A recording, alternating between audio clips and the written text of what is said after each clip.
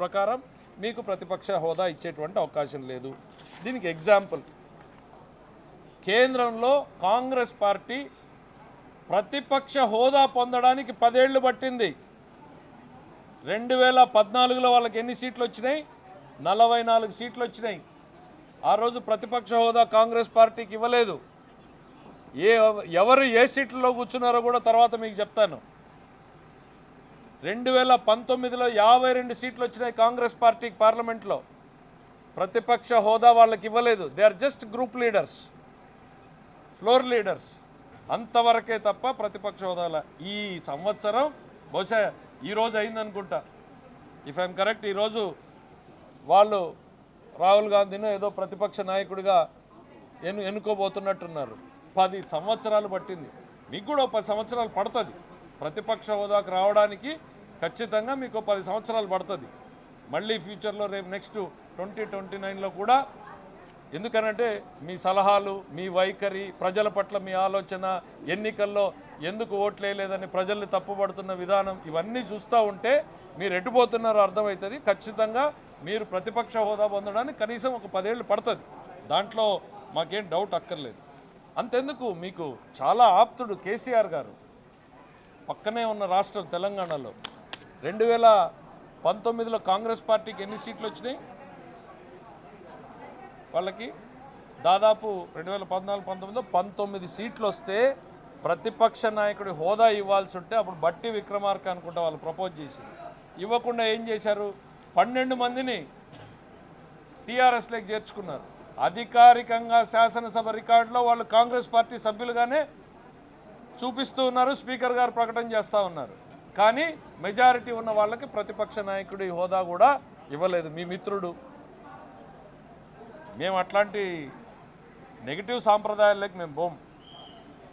ఖచ్చితంగా 10 ఏళ్ళు పోరాటం చేయండి. 10 ఏళ్ల తర్వాత మీకు ప్రజలు మీ పక్షాన నిలిచి మీకు ప్రతిపక్ష హోదానిస్తే తప్పకుండా ఆ హోదా అనేటువంటిది మీకు లభ్యమవుతుంది తప్ప మీరేదో లెటర్లు రాసి స్పీకర్ని బెదిరించినట్టుగానో, లేక పొలిటికల్ పార్టీల్ని బెదిరించినట్టుగానో, లేక ఓట్లు వేసినటువంటి ప్రజల తీర్పును తప్పుపట్టేట్టుగానో మాట్లాడడం అనేటువంటిది సరైనది కాదు. నేను చివరిగా 2-3 మళ్ళీ కన్క్లూజన్లో చెప్తా ఉన్నా. ఇంతమంది సలహాదారులను పెట్టుకుని ఇక్కడికి వచ్చారు. ఈ లేఖ రాసింది మీ ఆలోచన అయితే మీ వైఖరి మార్చుకోండి. ఒకవేళ మీకు సలహాదారులు ఇచ్చిందైతే ముందు వాళ్ళని మార్చుకోండి. ఎప్పుడూ అకౌంట్ బుక్సే కాకుండా అప్పుడప్పుడు రూల్ బుక్స్, కౌలన్ షక్దర్ బుక్స్ కూడా చూడండి. Thank you. ఏంటి సార్?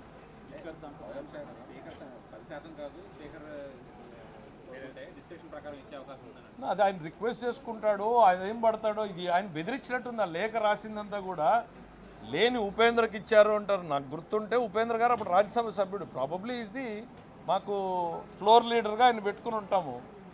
ఫ్లోర్ లీడర్గా వచ్చినటువంటి గుర్తింపుని పట్టుకుని ఆయన లీడర్ ఆఫ్ అపోజిషన్గా ఇచ్చారని రాస్తాడు. నువ్వు ఎందుకు ఇవ్వవు నాకు? ఆ లెటర్ అంతా చదివితే భాష ఏదో బెదిరించినట్టుంది. ఇంకా ఏంటి, ఆడున్న పార్టీలన్నీ మాకు ఇవ్వకూడదని ప్రీ డిసైడ్ అయిపోయారని. అయ్యా మేం కాదయ్యా, ప్రజలు ప్రీ డిసైడ్ అయిపోయారు మీకు హోదా ఇవ్వకూడదని. మీరు రాసిన లేఖలు ఏం రాశారు?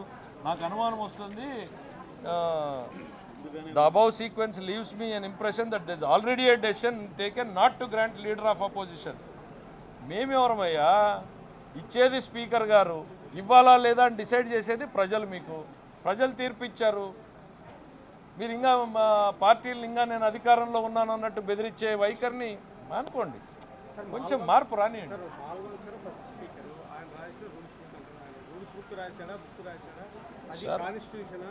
సార్. మీకు క్లారిటీ ఇవ్వాలి అని అంటే పార్లమెంటరీ ప్రాక్టీసెస్ ఆర్